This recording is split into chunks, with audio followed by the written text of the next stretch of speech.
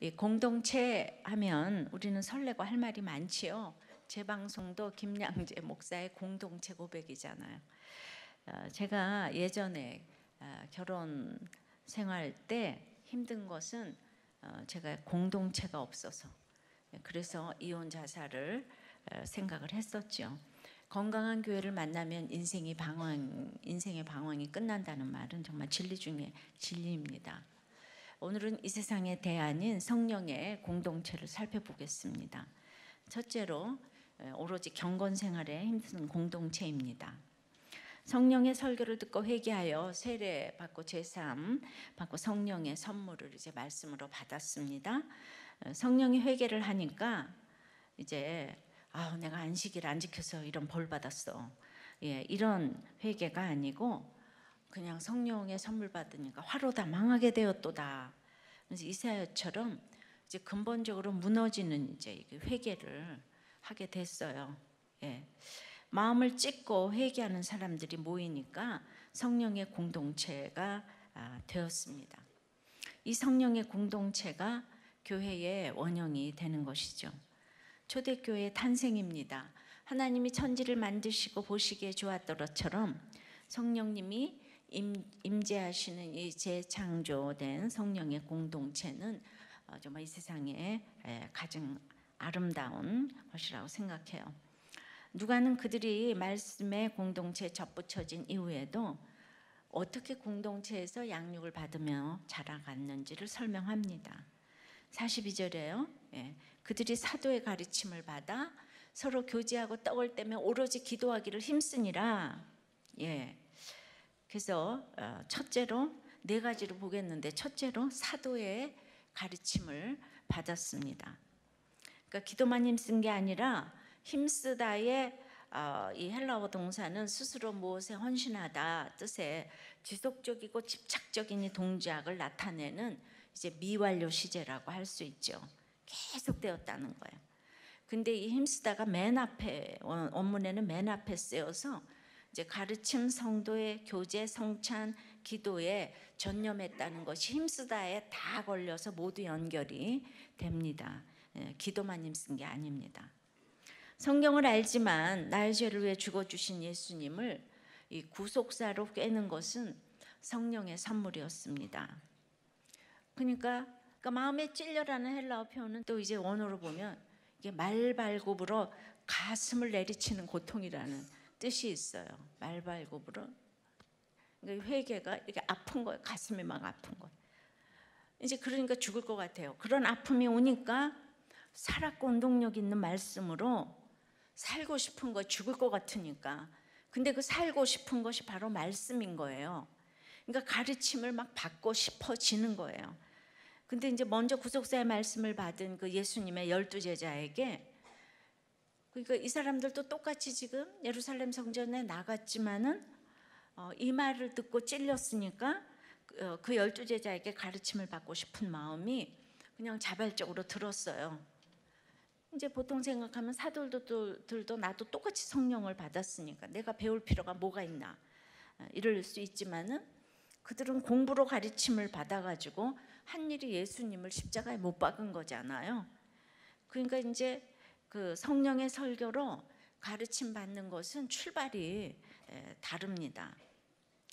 제가 생각해 보니까 이제 교회에서 반주하고 부흥회도 가고 또 학교 또 이제 교회 모두 축에 부흥회가 있고, 전 학교에서 클래스 채플도 있고 성경 시험도 있고, 그러니까 이제 이 말씀 가르침 받는 구조 속에 있었다고 할 수가 있어요. 그 성경 시험을 이렇게 100점을 받았으니까 그러고 보니까 암송한 것들이 또 있는 거예요. 이런 것들이 몸에 익혀져 있어가지고 제가 이렇게 성령을 받지 못해도 어려서 교회 가고 큐티하고 말씀 보고 암송하는 것들은 지금 보면 너무 필요한 것들이었어요. 그리고 생각을 해보니까 제가 또 종교부장한 기억도 있더라고요. 만세전부터 택자 맞습니다. 생각도 안 나는 종교부장이 또 기억이 나더라고요. 제 요지는 아이들은 주님도 모르는데 교회 오고 큐티 오면 뭐예요? 자리만 앉아서 차지하고 있는데 핸드폰이나 하고 있고, 이런 분이 있다면 그래도 몸이 기억하는 이렇게 말씀으로 가르침 받는 구조에 있는 거는 지나고 나서 보면 최고의 구조예요. 그러니까 그렇기에 저 또한 믿음이 너무 미약했지만은 제가 죽고 싶어도 교회를 떠난 적은 없는 것 같아요. 아이들이 저처럼 성경 시험 보는 학교에 다니는 것도 아니니까 저 큐티 할 때 한구조울 씨가 암송을 좀 시키면 좋겠다는 생각이 들었어요. 왜냐하면 우리들은 안 돼도 아이들은 기억력이 좋거든요. 예, 잘 외울 거예요. 그 여러분들이 아이고 나도 못 외우는 걸 뭘 애들 보고 외우라고. 저도 못 외워요. 예, 그러니까 근데 아이들은 온몸으로 받아들이니까 하루에 한 절씩 외우라 그러면은 또 그것도 애들은 또 말을 잘 듣잖아요, 그죠? 안 듣는데요. 이제 이러는 분은 뭐 또 해보시기 바라고요. 예, 그렇죠. 욕이나 안 하면 다행이지 무슨 암송까지 그냥. 요새 애들이 우리나라 사람이 그렇게 욕을 잘한대요. 우리 아까 성경 읽은 목사님이 새벽기도에 그랬잖아요. 일본에는 욕이 바가야로밖에 없대요. 더 심한 욕이 없냐 했더니 없대요. 근데 우리는 욕을 공부를 해야 되잖아요. 너무 많아가 사전을 이제 써야 돼. 그러니까 우리나라 민족성이 정말 확실히 좀 안 좋긴 안 좋은 것 같아요. 예. 그러니까 이렇게 정말 욕이나 안 하면 다행인 우리 아이들에게 성경 암송하라 그러면 비웃음이 나오시겠지만은 그래도 해보소요. 예. 좋은 일이 기다리고 있을 거예요. 예. 이제 가르침만 받다가 이제는 성도 여러분이 복음을 잘 전하도록 가르칠 사명이 주어졌는데, 그러니까 이제 담임 목사만 주인공이 아니라 평신도들도 가르쳐야 할 일이 너무도 많은 교회가 되었어요. 그러다 보니까 도리어 또 평신도들이 유명하게 되어서 곳곳에 이제 나가서 전해야 될 일도 있고 성령 공동체 맞는 것 같습니다. 이제 우리들 교회는 목장과 1:1 띵크 양육을 통해서 배우든지 가르치든지 둘 중에 하나는 다 하고 있기 때문에 한결같이 모두 배우고 가르치고 말씀을 사모하는 공동체 맞는 것 같아요. 근데 초대교회가 이렇게 순수성을 유지한 그런 이제 비결이 좀 있는데요. 가르침의 내용이 성령의 역사로 똑같았기 때문인데요. 사도의 가르침이라고 그랬는데 사도에는 복수고 가르침은 단수예요. 원어로 보면은. 그러니까 베드로의 설교로 인해서 예수를 믿게 된 수천 명의 이제 신도들에게 사도가 복수니까 12사도가 다 가르쳤다는 것이고, 가르침은 예수 그리스도 그 분만 우리 베드로 설교 들었잖아요. 그러니까 그 예수 그리스도의 생애와 뭐 구원 사역 이것만 이제 복음만을 가르쳤다는 것이죠. 근데 그들은 이제 똑같은 율법을 가지고 율법의 주인이신 예수님을 이제 정죄했잖아요. 그러니까 그들이 율법을 가지고 한 게 예수님이 왜 세리와 먹고 마시는가 이런 거. 그리고 너희들은 어짓 아비마귀에게서 났다고 하니까 이제 똑같은 율법을 가지고 예수님 잡아 죽이는 데만 쓰는 거지 죽였잖아요, 그죠? 그러니까 회개하지 않는 사람은 마찬가지로 이 성경 공부가 이렇게 있어도 자기가 이렇게 죄와 의와 심판의 기준을 가지고 있어서 늘 자기는 옳고 남은 틀렸어요. 회개하지 않는 사람은 늘 자기는 옳고 남은 틀렸어요.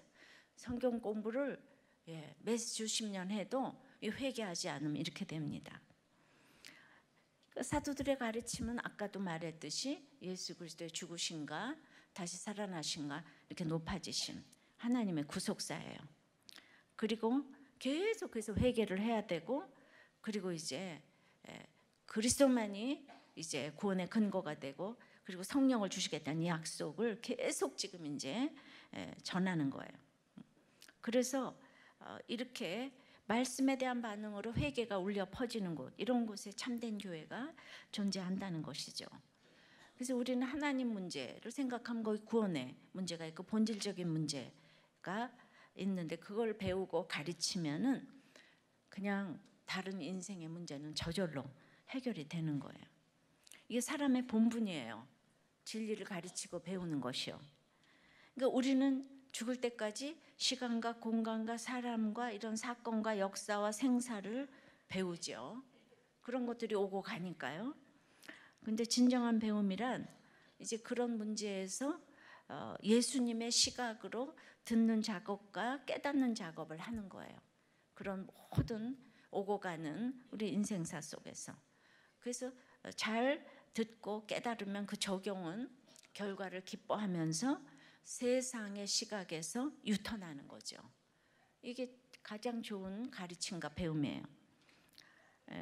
그러니까 어떤 일이 와도 예수님의 시각으로 보고 듣는 거가 최고의 가르침이고 최고의 배움인데요. 그러니까 성숙할수록 그러므로 어디를 가거나 만나거나 배울 수 있는 거예요. 예. 그러니까 우리는 늘 하늘에서만 놀아야 잘 배우는 게 아니에요. 예. 그래서 이렇게 올바른 말씀을 배우고 듣는 것이 중심이 되다 보면은 사실 너무 바빠요.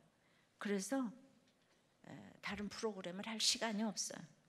그러니까 학교를 쓰니 할 수도 없었지만은 주일 수요일 목장에서 가르침 받고 또 큐티로 개인 예배로 가르침 받고 또 시간이 너무 부족해서 이제 우리들 교회는 부흥회도 특세도 성경 공부도 따로 할 시간이 없었음에도 초신자도 다 같이 큐티를 하면서 이제 오게 되니까 가르침 받는 구조 속에서 사실 잘 정착을 하는 것 같아요. 그래서 가르침이 십자가이면 이건 굉장히 그 교회가 굉장히 힘든 교회라고 할 수 있죠. 그러나 생명의 문은 좁은 길이고 사망의 문은 넓은 길이기 때문에 힘들어도 이 십자가의 가르침이 계속 이어져야 될 줄 믿습니다. 결국은 우리 사건에서 승리를 하게 돼 있어요. 적용해 보세요. 여러분은 가르침을 잘 받고 있습니까? 배울 것이 없다고 생각을 합니까? 경건한 생활 두 번째는 이제 성도의 교제입니다. 사도들의 가르침에 이어지는 성도의 교제는 아주 성경 전체에서 강조되는 그런 교회의 중요한 이렇게 요소입니다. 초대교회에서 성도들의 교제는 정신적인 교제뿐만 아니라 어떤 물질적인 교제이기도 하는데요. 교제에 해당하는 코이노니아라는 헬라어는 여러분들도 많이 알고 있는 단어인데 실제적으로 그 성경에서 고린도후서 6장 14절에 보면 사귀다 의미로 번역됐고 로마서 15장 26절에는 헌금의 의미로 사용되었어요. 그러니까 정신적 육적인 교제가 되는 거죠.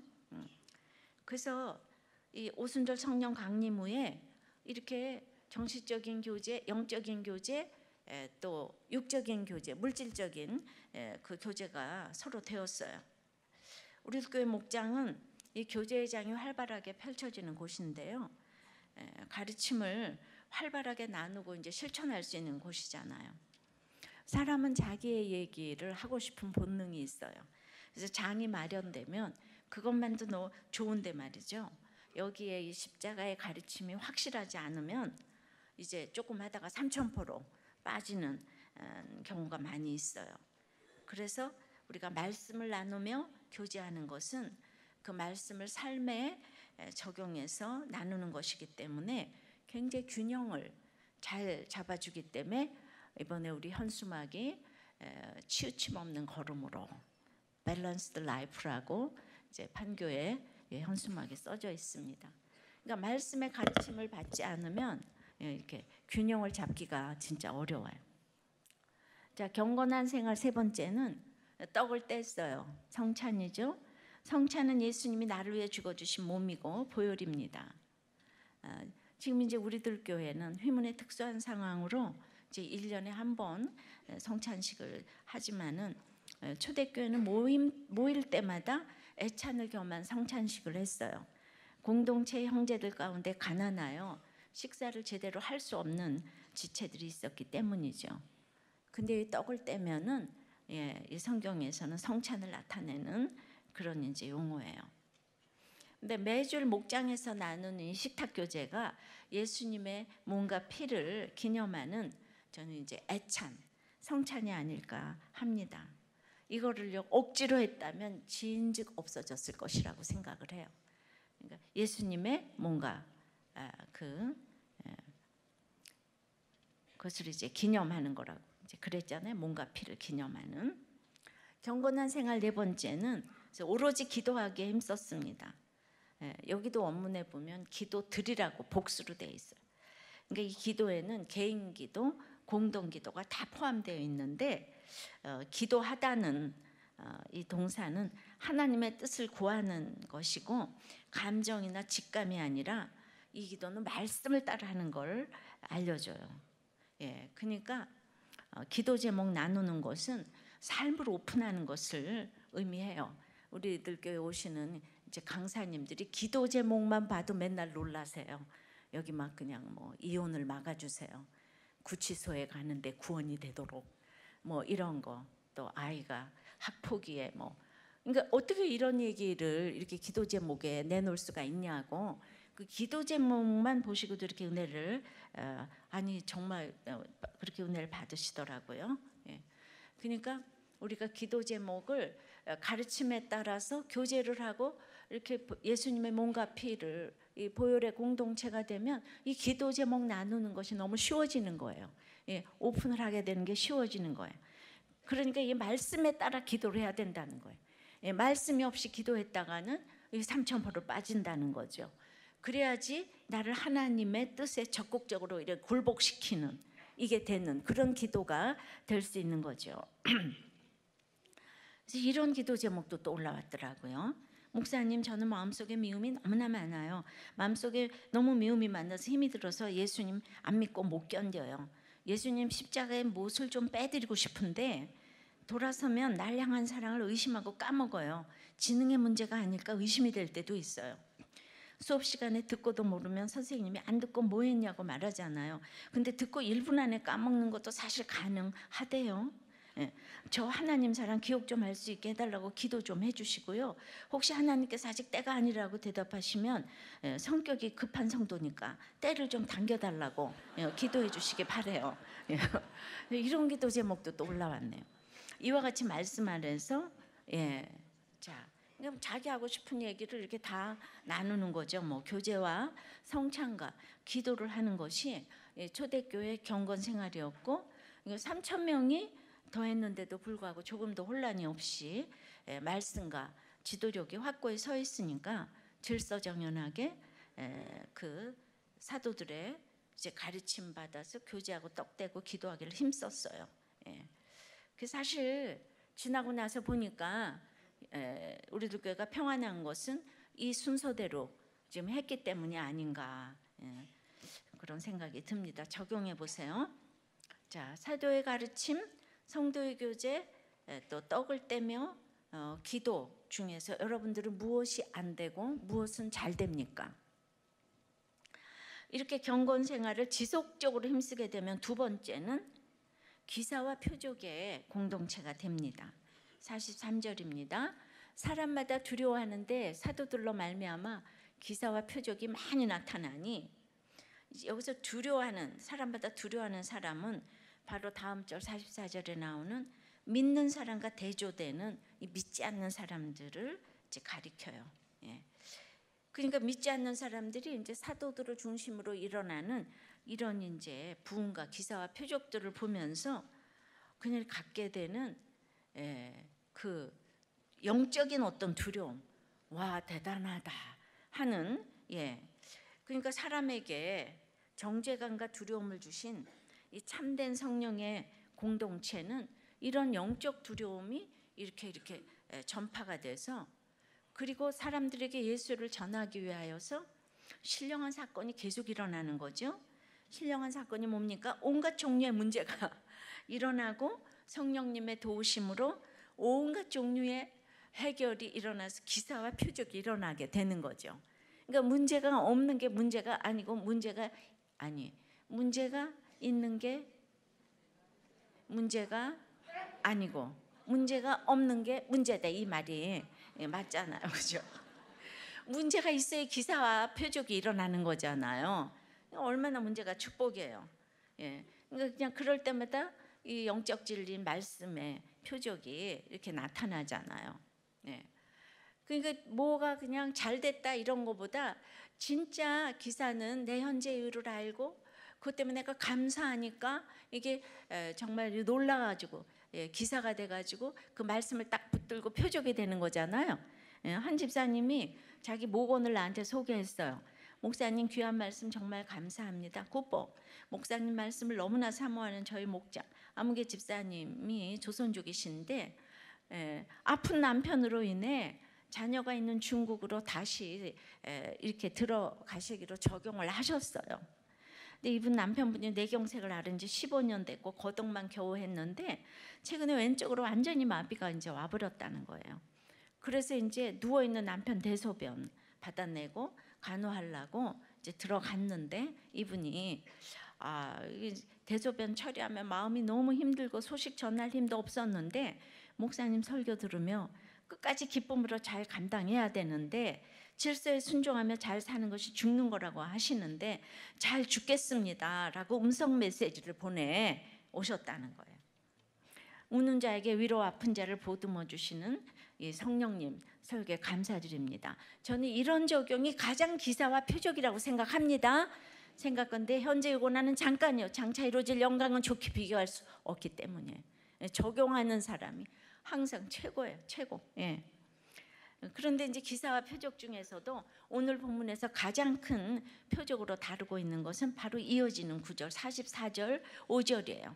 왜냐하면 금세 이어지니까 믿는 사람이 다 함께 있어 모든 물건을 서로 통용하고 또 재산과 소유를 팔아 각 사람의 필요를 따라 나눠주며 그러니까 기사와 표적이 나오고 있는 사람 없는 사람이 서로 이렇게 이제 통하는 유무상통이 나오는 것을 보면 이게 가르침 교제 기도 후에 나오는 적용이라고 보여지는 거죠.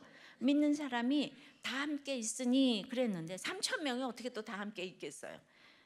이게 좀 그런 거죠. 그러나 또 3천 명이 어떻게 또 다 모이겠습니까? 모일 집도 없고 뭐도 없고 이런데 이게 이제 가치관이 같으니까 다 함께 있어 이런 표현이 가능해요.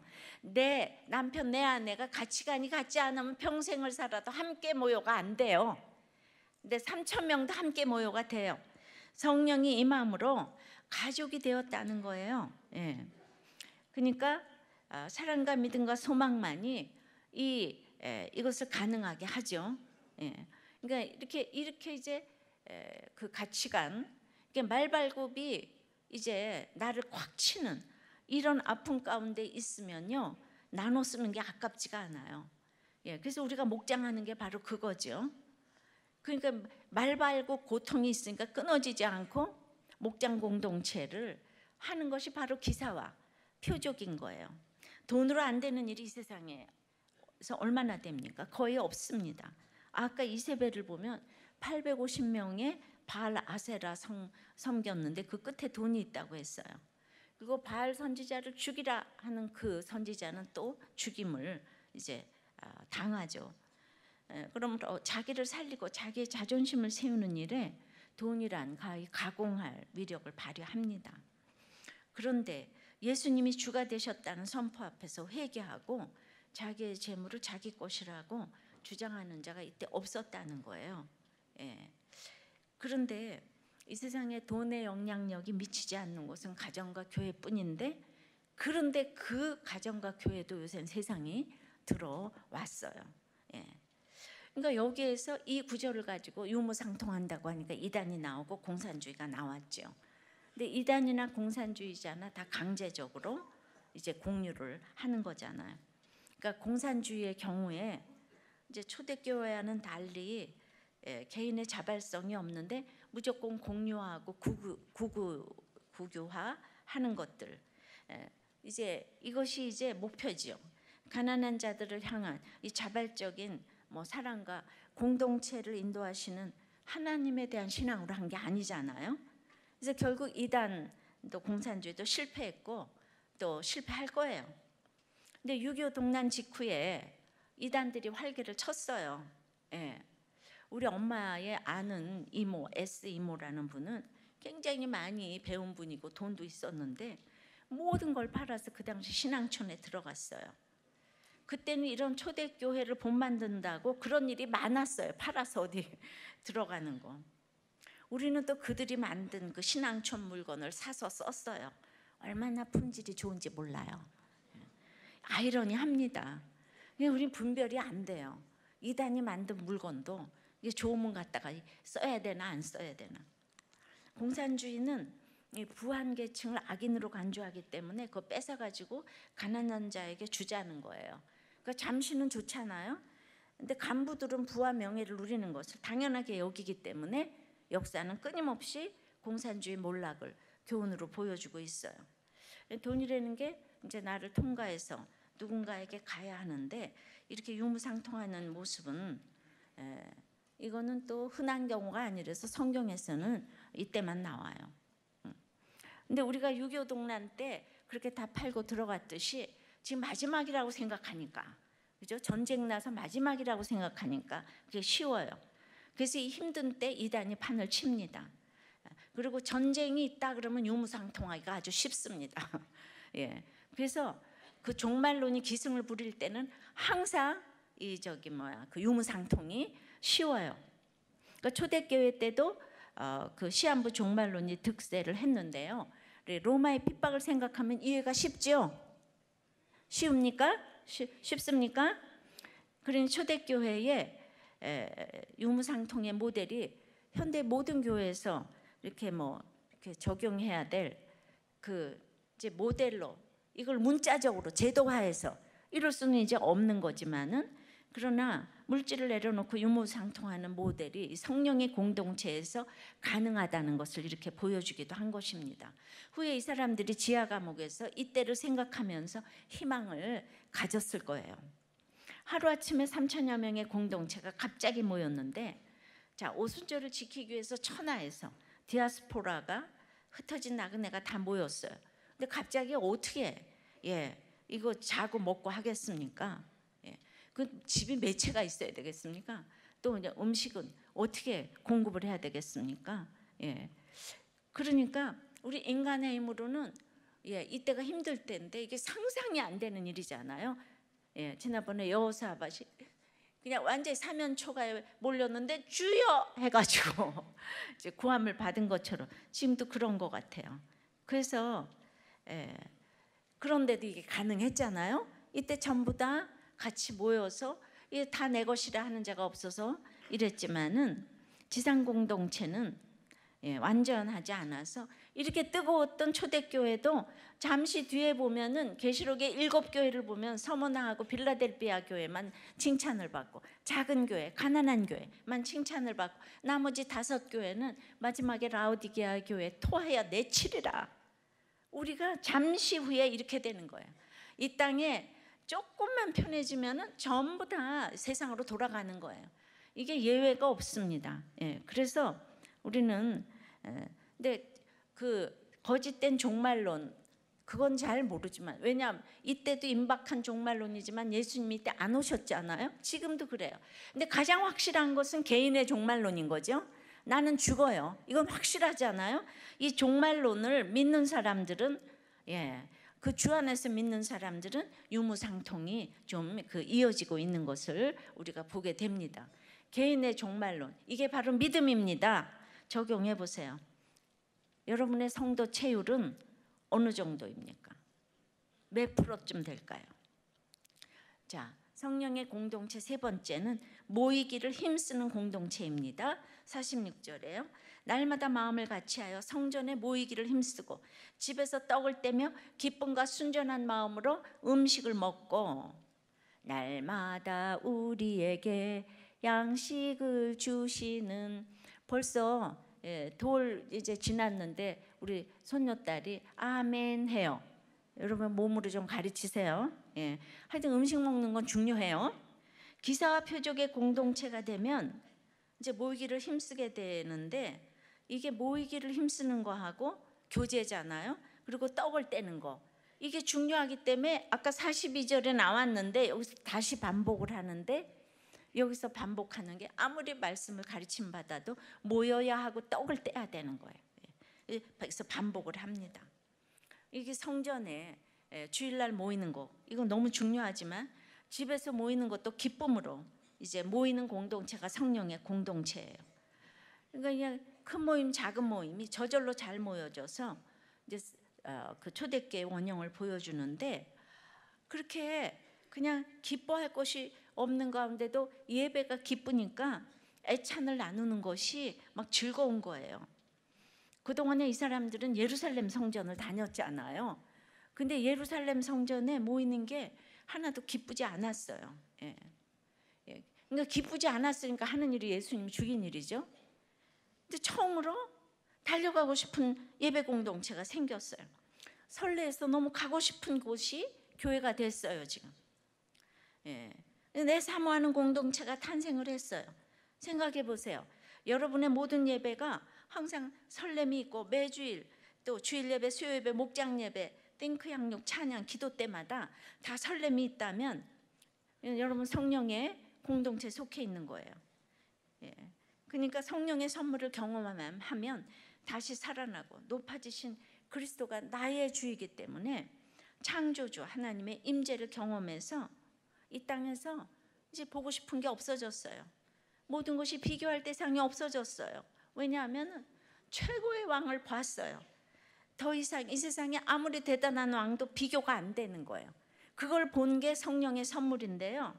그러니까 내가 이 세상을 탈출한 거예요. 그러니까 다른 사람에게 이 세상에서 탈출할 수 있다는 것을 보여줄 수 있게 된 거예요. 그러면 내가 이 세상을 탈출했다고 완전한가? 그렇지 않죠. 예. 근데 한 번은 탈출했어요. 그러면 한 번 탈출하면 부족해도 뒤로 돌아가지는 않아요. 예.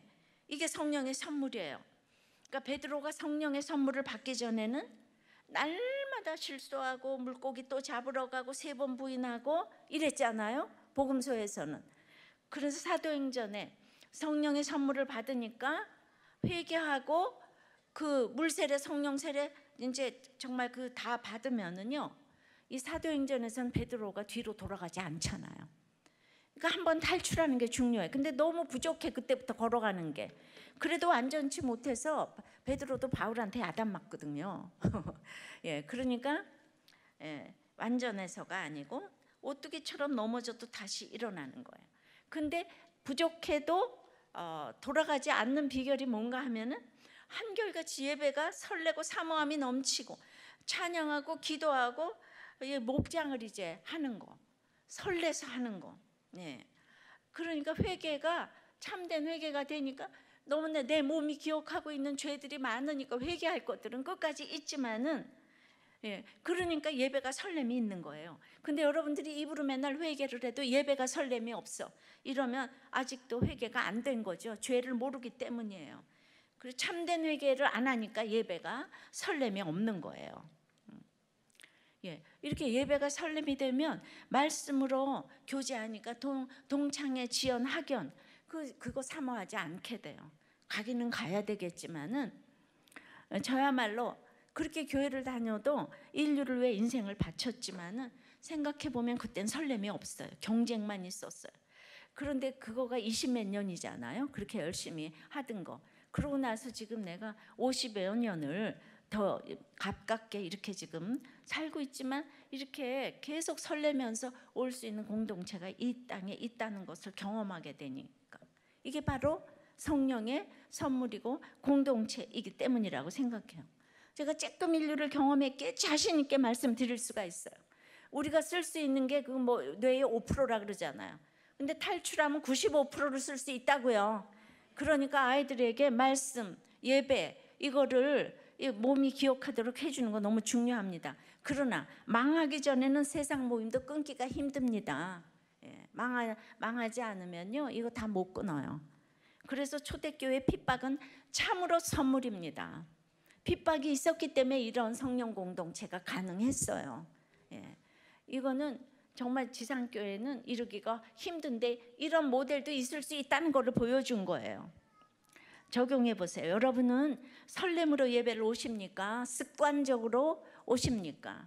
아이 뭘 설레기까지 이제 이러시는 분들이 많겠죠, 그죠? 예. 네 번째, 성령의 공동체 네 번째는 날마다 구원을 더해가는 공동체입니다. 47절에 하나님을 찬미하며 또 온 백성에게 칭송을 받으니 주께서 구원받는 사람을 날마다 더하게 하시니라. 이제 모이기를 힘쓰면서 언제나 하나님을 찬미한다는 거는 기쁜 일도 슬픈 일도 굳은 일도 화나는 일도 그냥 우리가 가르침을 잘 받고 성령의 교제를 하게 되면은 적용을 잘하잖아요, 그죠? 그러니까 너무 지금 슬픈데 그냥 남편 간호하러 이제 갔어요. 그러니까 그 사람이 얼마나 칭송을 받겠어요, 지금. 갔으니까 적용을 했잖아요. 그러니까 온 백성에게 칭송을 받게 된다는 거예요. 그러니까 이 내적인 충만은 외적 충만도 반드시 가져오는데, 그러니까 내가 하나님을 찬미함으로 날마다 구원받는 사람이 늘어나게 되는 거예요. 그러니까 이런 말씀에 공동체에 접붙여진 자하고 홀로 신앙생활하는 자와의 차이는 하늘과 땅 차이인 거예요. 말씀의 가르침만 받고 교제와 성찬과 기도가 없으면 표적과 기사가 안 나타나고, 그리고 이제 이런 정말 이런 유무상통이 일어날 수가 없어요. 근데 가르침만 받고 있는 사람들이 많이 있죠. 그래서 혼자 가르침 받다가는 설교가 아무리 좋아도 금세 신앙의 길에서 퇴보해요. 그런데 이 공동체에 접붙여지면은 이 부흥처럼 120명이 이제 3,000명이 더 왔잖아요. 잘할 거예요.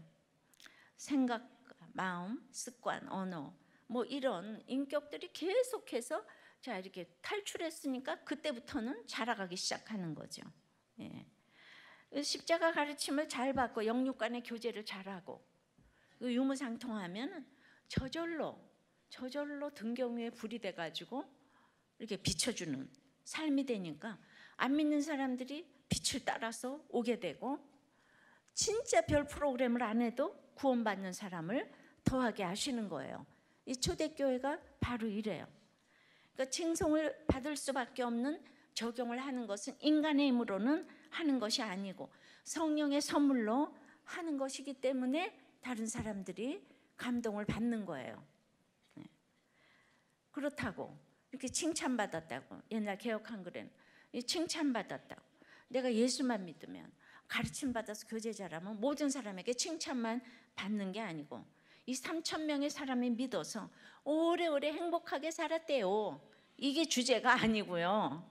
이 반드시요. 잠시 후에 베드로는 핍박을 받지 않아요? 결국 베드로는 순교했어요. 모세 시대에도 예수님 죽이라고 2살 아래 다 죽이는 시대에 살았어요. 그럼 다른 애들은 죽었는데 그럼 살아난 모세만 축복입니까? 그리고 3,000명을 더하고 이제 5,000명을 더해도 스데반도 순교했어요. 성령의 역사는요, 전하는 자, 듣는 자, 죽는 자에게까지 골고루 역사하십니다. 그러니까 3,000명을 더하게 하시는 것도 성령의 선물이고 순교도 핍박도 다 성령의 선물인 줄 믿습니다. 그들은 그냥 초대교회 사자밥이 되어가면서 313년 동안 이 초대교회의 영광을 생각했을 거예요. 성경에는 그것 때문에 이런 또 모델을 주시는 거예요.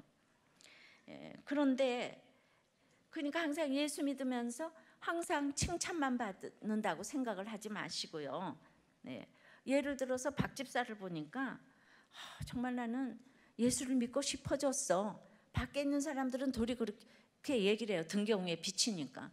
그런데 같이 박 집사, 김 집사, 이 집사 놀다가 박 집사만 적용을 잘하고 적용을 잘해서 간증대에 세워지면은 지가 뭐라고 저기다 가서 간증해? 이러면서 막 조롱하고 이간질을 할 수가 있는 거죠.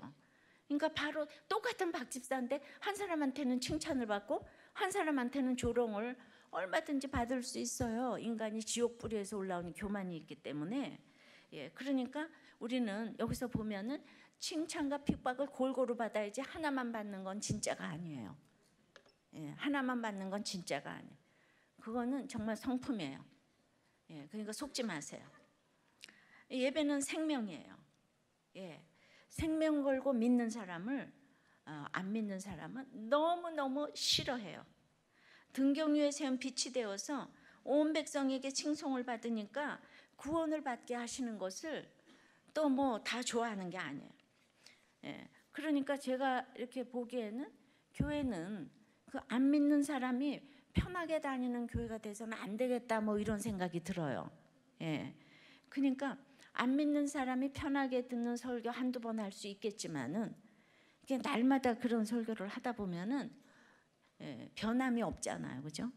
예. 그러니까 예수님의 십자가 가르침이 중요한 것처럼 가르침 받았을 때 여러분들이 아무런 적용할 거리가 생각나지 않으면 여러분들의 삶이 변하지도 않아요.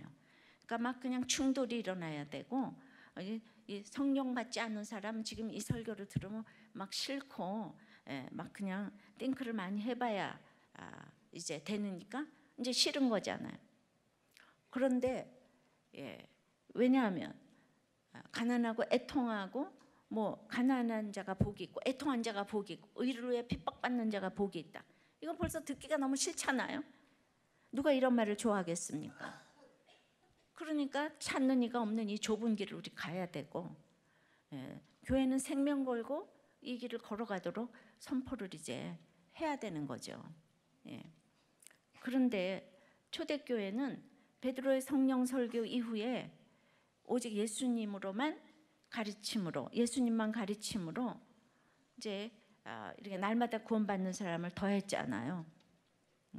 근데 지나고 보니까 초대교회처럼 건물도 없고 주일에 모이고 주중에는 집에서 모이고 그러니까 주일 성전에서도 집에서도 다 이제 환난당하고 빚지고 원통한 자들이 모이니까 늘 루물의 예배를 이렇게 드리는 분들이 많아서 저절로 성령의 공동체가 된 것 같아요.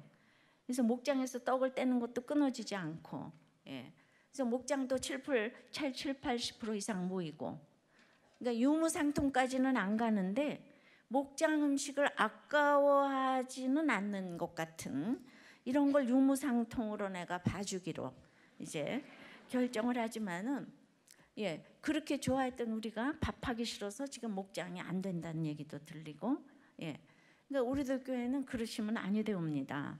그러니까 사실은 설교의 대상을 초신자로 놓는가 또 뭐 놓는가 이러는데 저는 교회는 교회다워야 된다고 생각하기 때문에 사실 초신자는 날마다 와도 못 알아들어요.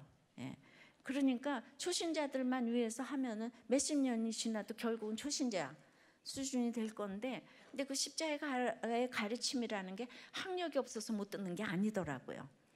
그러니까 이 십자가의 듣기 싫은 이 가르침을 계속 하다 보니까 다른 거 안 해도 구원받는 사람을 더하게 한다고 오늘 이렇게 확실하게 하나님이 도장을 이거 찍어 주셨고 그렇게 해서 이렇게 이제 교회는 교회다워야 된다고 생각을 하지만은 이제 우리들 교회도 벌써 커져가지고 이런 목장이 싫어지는 사람도 생기고 그다음에 예배가 설렘이 되지도 않고 그래서 겨울이고 여름이고 놀아야 되고 쉬어야 되고 이런 분들이 자꾸 생기고 그러다 보니까 목장에 그 밥하는 것도 이제 아깝고 뭐 이런 분들이 생기는데 그게 뭐 이 수준으로 이렇게 가게 되다 보니까 이제 어쩔 수 없지만은 그럴수록에 강력한 십자가 가르침이 선포되어서 오늘도 지금 이 얘기를 듣는 여러분은 얼마나 싫어요. 지금 막 찔려가지고 말발굽이 내 가슴을 지금 막 치고 있는 거야. 그러니까 듣기가 싫어. 맨날 잘한다 우리 목자님들 최고다 이래야 되겠는데 내가 오기만 하면은 이제 이렇게 되니까 그러니까 싫죠? 그래서 교회는 힘들어야 돼요. 그래서 저는 그러니까 여러분들이 남들이 죽었다가 못할 그 적용을 하니까 목장에서도 등경 위에 빛나고 집에서도 이렇게 등경 위에 빛나고 이게 저기 막 직장에 가서도 등경 위에 빛나니까 그 빛을 따라서 다 그 빛을 비추려고 지금 날마다 구원받는 사람 더하게 하잖아요. 가만히 있어도 올라가는 거예요. 적용하고 간증 하나 하면 올라가는 거예요. 아까도 고아원에 살았지만은 그런 얘기 누가 합니까? 그런데 이렇게 하니까 등경 위에 올라가게 되는 거 아니겠습니까? 그래서 저는 이제부터 굉장히 힘들게 하기로 작정을 했어요. 이래야 성령의 공동체는 위력이 있고 그 다음에 이제 설렘이 있고 좁은 길이고 근데 지나고 나서 보면 날마다 구원받는 사람을 더하는 이런 여러분들의 가정과 직장과 교회가 되기를 바라요. 그러니까 공동체를 양적으로 질적으로 성장시키는 분이신데요. 만약 적용해 보세요. 여러분의 목장이 정체되었다면 그 원인이 무엇인 것 같습니까? 예. 나와 공동체의 성장을 가로막는 이 근본적인 문제는 무엇이라고 생각합니까? 예. 그게 돈이 아까워서 목장하기가 싫다, 뭐 이런 모든 것들이 회개가지가 안 되기 때문이고, 또 나의 종말이 하나도 믿어지지 않고 영원히 살 것처럼 생각되니까, 예. 그러니까 붙어만 있으면 축복이다, 이런 얘기가 나오는 거예요. 지금은 몰라도 후에는 알리라. 그래도 억지로라도 몸이 기억하도록 나와서 앉아 계시기를 축원합니다. 예. 공동체 고백이에요. 성경보다 노래 가사를 외우고 찬양보다 유행가를 더 잘 부르며 즐겼습니다. 그러다가 사기와 부도를 맞고 일순간 빚쟁이가 되고 다시 일어서려고 발버둥을 쳤지만 점점 더 어려워지고 고난은 심해졌어요. 그래서 동창도 사회 친구도 다 끊을 수 있었습니다. 이거 진리잖아요. 망했으니까 끊었다 그러잖아요. 여러분들이 인간의 힘으로 끊을 것 같아요? 못 끊어요. 그러니까 이 초대교회 핍박이 참 축복이죠. 어느 날 말씀 시편 뭐 생각이 나가지고, 내가 지금 돈 벌기 위해서 예배를 소홀히 했고 가정을 돌보지 않았고 이기적인 삶을 산 것이 깨달아져가지고 이제 각종 봉사를 이제 했다는 거예요. 양육을 받으면서 말씀이 들려서 내가 죄를 모르고 심판을 가볍게 여기고 지은 죄를 알게 되었고, 이제 부목자가 되어서 이제 아들을 데려오려고 5년이나 설득했지만은 나보다 더 고집이 센 아들은 하나님은 어디나 계시다, 왜 아버지 마음대로 나까지 마음대로 하시려느냐 하며 요지부동이고 저에게 난 아버지를 생물학적 아버지로밖에 여기지 않아요 하는 이 말을 듣고 하늘이 무너져 내린 것 같고 화도 안 나고 자존심이 땅에 떨어진 그 말 앞에 이때다 싶어서, 그래 네 말이 맞다. 난 더 이상도 이하도 아닌 생물학적 존재다. 그러나 바트 아직 살아있는 아비니까 오늘 너희에게 나의 유언을 하겠다. 살면서 생각나겠지 하면서 김양재 목사님께서 하시는 큐티를 너희도 평생 하기 바란다. 이것이 내 유언이다 하며 가족 앞에서 울면서 이제 기도를 하면서 유언을 했대요. 예, 큐티를 평생 하라고. 이후에 아들이 우리들 교회에 등록하고 7년이 되는 올해 3월 아들 결혼 때 죄를 물으시는 하나님 결혼 간증으로 많은 하객들 앞에서 하나님께서 아들을 통해 나는 아버지를 생물학적 아버지로밖에 여기지 않습니다라는 기념비적인 이 말과 나의 죄패를 나누었고, 죄인인 나는 이 말을 들어도 부족한 사람입니다라고 고백을 했습니다. 아들이 철저히 무시해 준 말을 들어도 죄인으로 심판받는 것보다 기쁘게 여기고 여호와를 경외하며 그의 길을 걷는 자가 되어 복된 길을 찾은 것 같습니다. 아들이 무시를 해줬기 때문에 성령의 공동체에 속할 수 있었던 거잖아요. 그러니까 지금 이제 우리는 어떻게 결혼식에서 이런 간증을 할 수가 있겠습니까? 이것이 바로 등경 위에 빛이 되는 인생 아니겠습니까? 이 아버지가 올바른 아버지 노릇하는 사람이 요새 몇 명이나 있겠어요. 그러니까 내가 못한다 이렇게 얘기를 하면 딴 사람들이 이게 약재료가 돼서 다들 깨우치는, 그게 되지 않겠습니까? 바로 이것이 성령의 공동체에 속한, 정말 그래서 모든 사람들에게 빛을 비추어주는, 구원을 더하게 하는 이런 간증이 아닐까 싶어요. 말씀 맺습니다.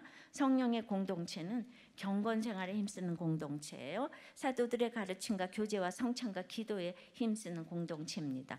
기사와 표적이 따르는 공동체예요.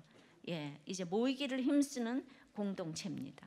날마다 구원을 더하는 공동체입니다. 찬양하고 기도하겠습니다. 소원이 하나 있네. 주님 다시 오실 그날까지 우리 가슴에 새긴 주의 십자가 사랑 나의 교회를 사랑케 하네. 우리 교회를 향한 우리의 마음, 주의 교회를 향한 우리 마음, 희생과 포기와 가난과 고난 하물며 죽음조차 우릴 막을 수 없네. 우리 교회를 이 땅에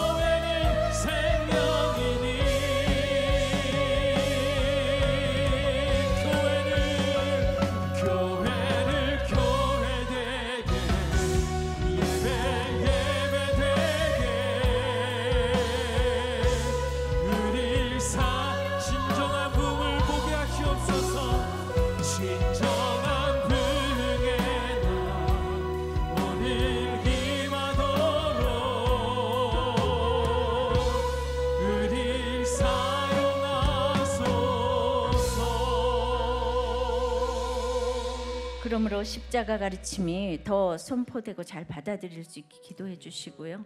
애찬 공동체가 되어서 목장 때마다 보혈을 기념하는 이 성찬 공동체가 되도록, 각종 예배가 설렘이 되도록, 주일 예배, 수요 예배, 목장 예배요. 그리고 이제 이런 물질이 나의 종착지가 아니라 통로가 되는 기사와 표적이 되도록, 또 저절로 보여지는 등경의 빛이 되어서 칭송과 핍박을 잘 받아서 모든 사람들에게 구원을 더하는 이 공동체, 우리 집, 목장, 교회, 여러분들의 모든 직장과 모든 사업체 그곳에 이 빛이 될 수 있도록 다 같이 주님 부르고 기도합니다. 아버지 하나님, 참으로 성령의 선물로 이렇게 성령의 공동체를 주셨다는 것을 오늘 말씀으로 이렇게 확증을 해주시니 너무나도 감사합니다. 십자가 가르침을 전하기도 받기도 참 너무 힘들지만은 이렇게 십자가에 이렇게 달려있는 일들이 많아서 잘나서가 아니라 주님이 없으면 살 수가 없기 때문에 그렇게 이렇게 전하게 하셨고, 이런 것들이 또 이제 교제로 이어지며 보혈을 기념하는 성찬이 되며 말씀으로 기도할 수 있는 이런 경관 생활에 정말 힘쓰게 하는 이 모든 것이 우리의 힘이 아니라 성령님이 도와주셨던 것을 다시 한번 이제 보게 됩니다. 우리가 다시 쓰는 사도행전이 되어서 이렇게 기가 막힌 선물을 주셨지만은 기사와 표적이 일어나는 것 같지만은 우리들 교회도 정말 이 지상교회가 완전하지 못해서 계시록의 7교회에 아버지는 다 모든 모델이 있는 것처럼 이렇게 토하여 내치리라 하는 그 교회의 모습도 있는 것을 고백합니다. 이게 다 완전하면 얼마나 좋겠습니까? 이제 말발굽으로 내리치는 이런 아픔을 어찌할꼬 하면서 그 살았고 운동력 있는 이런 말씀으로 살아나야 하겠는데, 우리가 정말 종말이 이렇게 믿어지지 않기 때문에 좀 더 자자 좀 더 졸자 하며 성령의 공동체에서 참 힘든 시간을 보내는 분도 있을 것입니다. 주님, 그러나 성경 말씀이 생명으로 가는 길은 좁은 길이라고 하고 사망으로 가는 길은 넓은 길이라고 하오니, 우리가 이렇게 모여서 날마다 정말 어쩔 수 없이 몸이 기억하는 예배를 드리며 우리 자녀들에게 이런 믿음이 내려갈 수 있도록 그런 십자가의 가르침을 그래도 우리가 정말 전하고 받고 듣고 하는 그 속에 있기를 원합니다. 그렇게 성령의 공동체를 우리가 맛보고 그것이 자녀 세대에 내려갈 수 있도록 주님 은혜 내려 주시옵소서. 적어도 우리가 토하여 내치는 공동체는 되지 않도록 주님이 기뻐하시는 성령의 공동체가 될 수 있도록 주여 은혜 내려 주시옵소서. 예수 그리스도 이름으로 기도드리옵나이다. 아멘.